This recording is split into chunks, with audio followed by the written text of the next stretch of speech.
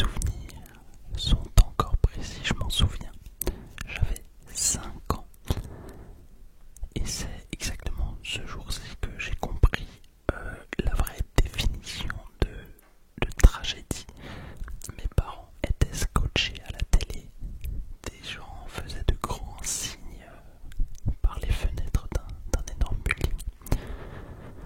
Et à mon jeune âge, je prêtais attention à tout.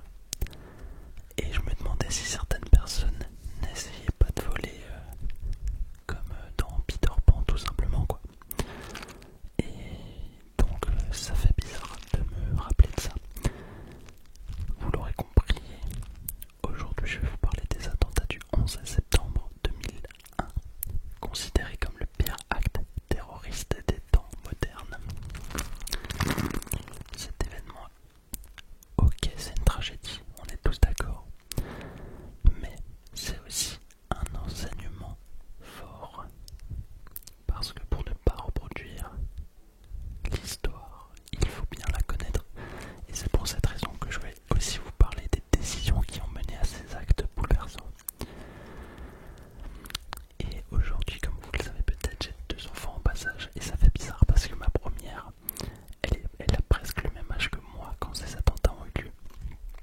Et c'est d'ailleurs pour ça que je dois me lever tôt le matin, très très tôt, même le week-end, pour tourner mes vidéos. Et honnêtement, ça commençait à être épuisant.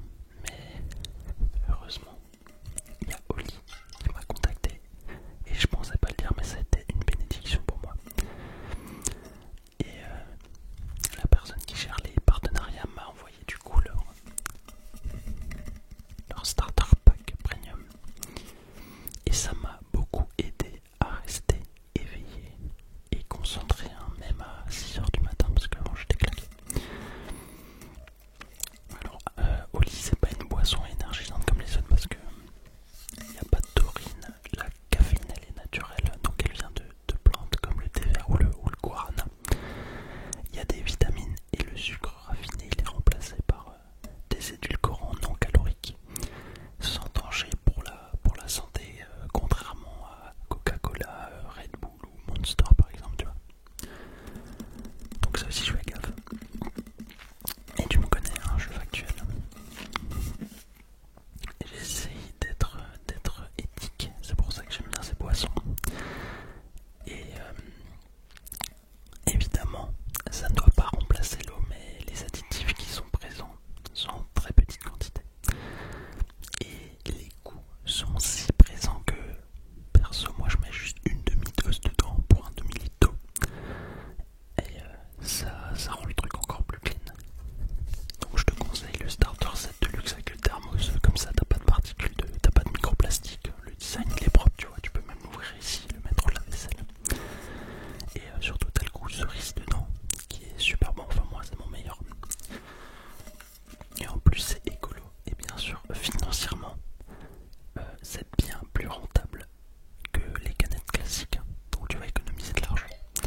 Surtout si tu utilises les codes promo que je te mets ici et en description.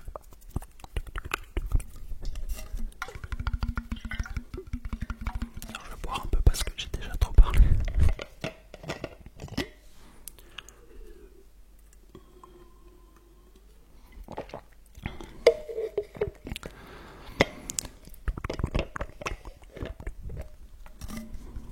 Mais revenons à notre sujet du jour. Let's go, let's go, let's go, let's go.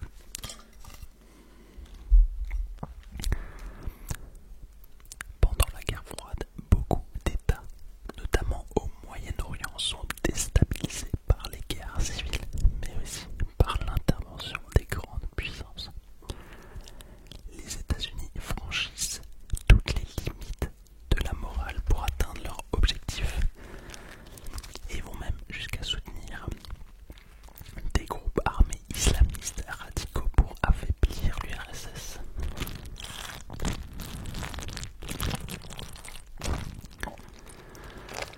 En Afghanistan, les Moudjahidines soutenus par les USA renversent le régime pro-soviétique.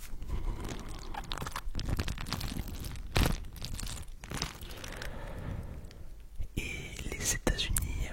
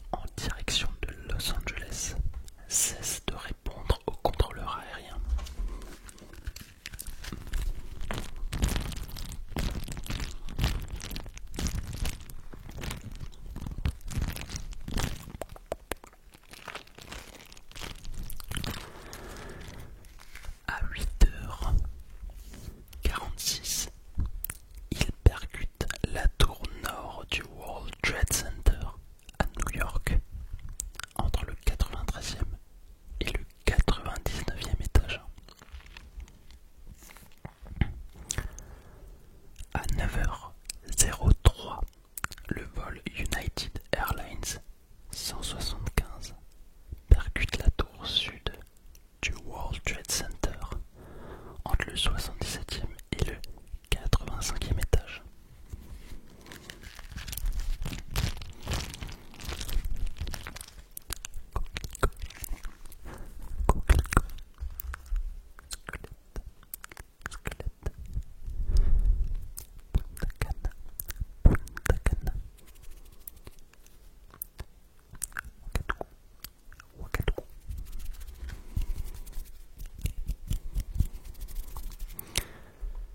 Et là, les autorités commencent à évacuer les tours jumelles. Mais vous savez qu'elles sont très hautes ces tours, donc c'est compliqué. Au quartier général de la défense américaine, ou plus précisément au Pentagone, la panique s'installe. Les informations reçues sont contradictoires, mais le Pentagone ne sait pas encore qu'il est lui-même ciblé. À 9h37, un troisième avion percute l'aile ouest du Pentagone, causant une explosion massive.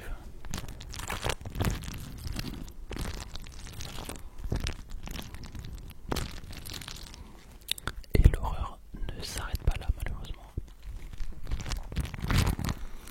Le vol UA-93 est également détourné. Mais grâce aux appels téléphoniques passés aux proches, les voyageurs comprennent rapidement que leur avion fait aussi partie des attaques terroristes.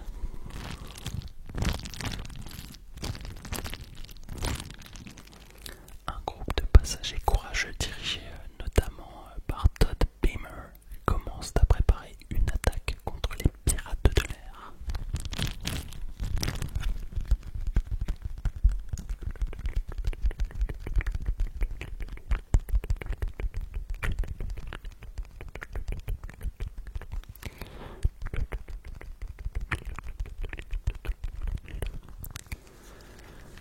À 9h59, la tour sud du World Trade Center s'effondre moins d'une heure après l'impact.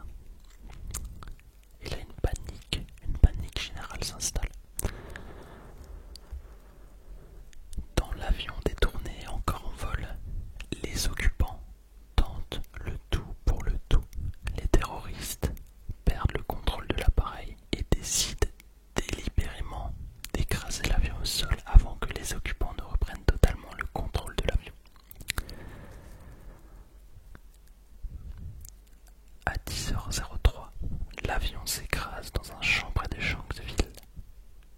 Le crash empêche l'avion de frapper une cible majeure à Washington DC, probablement le Capitole ou la Maison Blanche. Vous imaginez le sacré bordel que ça aurait causé. Donc grâce à ces passagers courageux qui sont malheureusement décédés, voilà, on a évité un malheur de plus.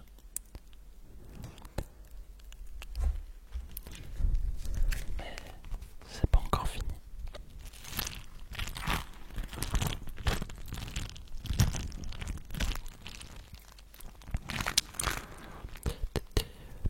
À 10h28, la tour nord s'effondre et ça provoque une immense poussière de débris dans toute la ville. Et là tu te dis bon ben c'est fini. Non, malheureusement. À 14h30, il y a un troisième bâtiment de presque 50 étages proche des tours jumelles qui s'effondre à cause des incendies. En fait, il faut bien comprendre que dans les avions, il y a énormément de kérosène et le kérosène c'est ultra inflammable. C'est pour ça que ça a provoqué des incendies d'une chaleur vraiment mais intense qui ont fait fondre les quatre colonnes des deux tours. Et les colonnes qui peuvent résister, je crois, à 1500 ou 2000 degrés. Avec la chaleur, elles deviennent plus flexibles, plus fragiles. Et quand les premiers étages se sont affaissés, ben forcément avec le poids des premiers étages, enfin des étages tout en haut,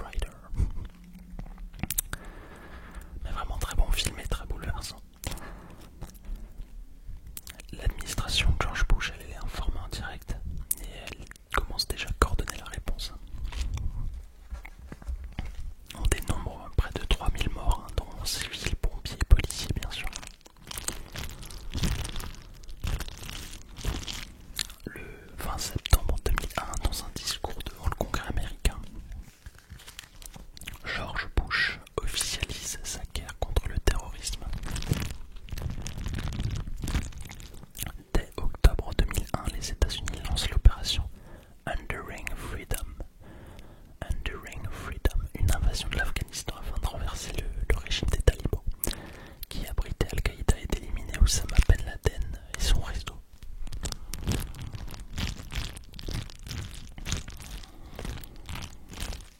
Et là du coup un vaste effort international est mis en place avec le soutien de l'OTAN et de nombreux pays alliés.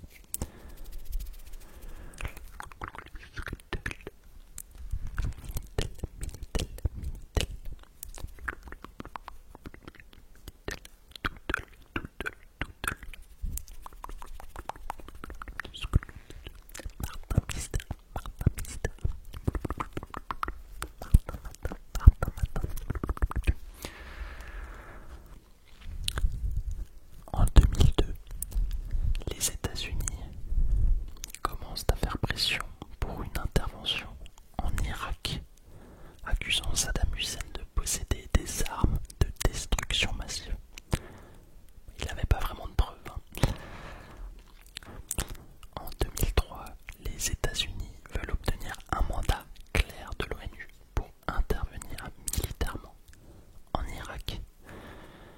Ils cherchent donc un soutien international, y compris celui de la France. Mais en février 2003, Dominique de Villepin prononce à l'ONU un discours assez fort et il dénonce dans ce discours l'intervention militaire envisagée en l'absence de preuves tangibles sur la possession d'armes de destruction massive. Faute d'accord au Conseil de sécurité, les États-Unis et leurs alliés, notamment le Royaume-Uni et l'Australie, lancent l'invasion de l'Irak en mars 2003, sans mandat explicite de l'ONU et sans le soutien de la France de Jacques Chirac.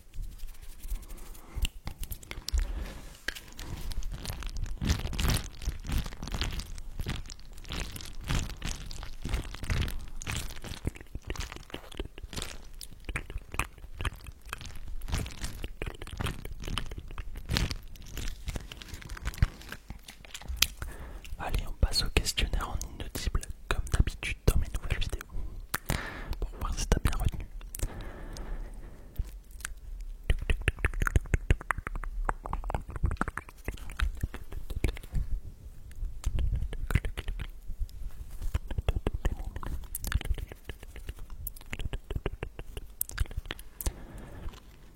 Qu'est-ce qu'a fait les États-Unis pour affaiblir l'URSS pendant la guerre froide au Moyen-Orient? Qu'est-ce qu'a fait les États-Unis?